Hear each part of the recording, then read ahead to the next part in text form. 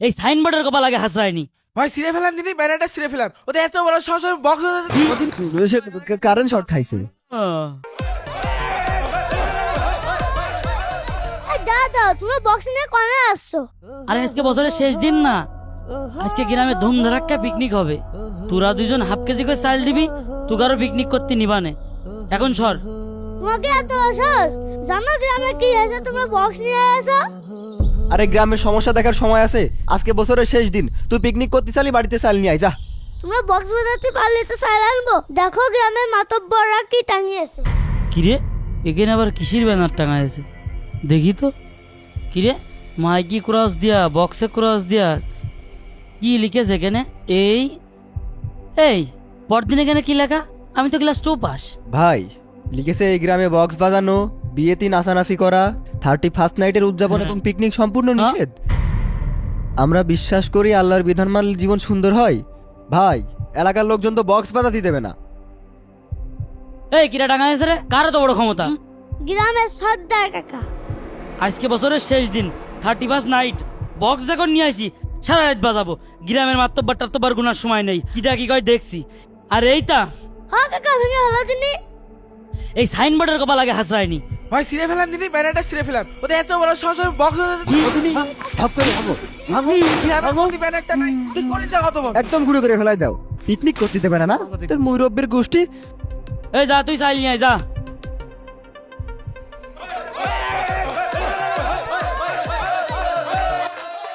বাবা আরে বল, গানটা একটু আসতে দে না বাবা, আমার হাজার দোষ, আমি তো আর সহ্য করতে পারছি নে। এই গানটা বন্ধ কর, গানটা বন্ধ কর। ঠিক আছে ভাই, করছি ভাই করছি। আরে দাদা এসে, দাদার হার্টের সমস্যা, তোরা গান বাজাইস নে। যাক মনে, তোরা খুব ভালো গান গান বাজাইস না মনে, তাহলে আমি বাড়ি যাই।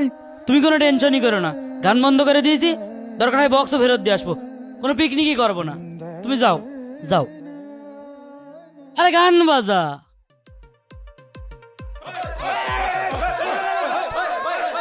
আরে ভরা ভরা তোরা দেখে হয়েছে, একটা মুরব্বীর কথাও মানিস নে।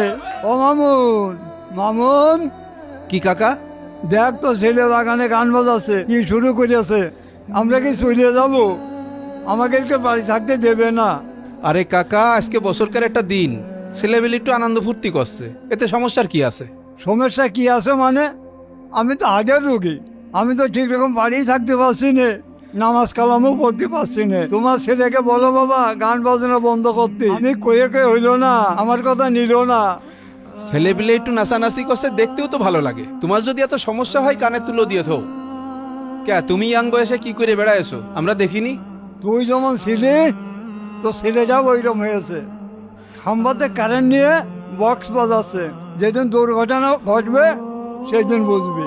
মুখী ভালো কথা নেই, ভারী বুঝতি আয়েস, খালি বদদুয়া দিয়া। কাকা কাকা তোমার ছেলে খাম্বাতে কারেন্টে শর্ট খেয়েছে। কি কইস? চল তো। ভাই ইনার কি হয়েছে? খাম্বাতে লাইন নিচ্ছে, কারেন্ট শর্ট খাইছে। তাহলে হাঁটান ইনার, তাহলে হাঁটান হাঁটান হাঁটান, উনার বেশি বেশি করে হাঁটান। আল্লাহ কি হলো? কি হলো রে? আল্লাহ আমার মনে কি হলো? মনে তুই ঠিক আছিস তো? মনে তোর কি হইলো? কাকা আপনি কান্দেন না কাকা, বেশি কিছু একটা হয়নি, আল্লাহ এবার হাতে ধরে বাঁচাইতেছে। আল্লাহ আমার মনির কি হলো? মনে কথা বল।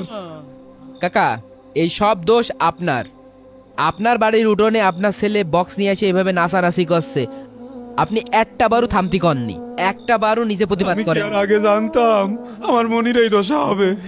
মুরব্বী মানুষটা ওরে কতবার করে বলল মনি গানটা বাজাস নে, ও শুনলো না।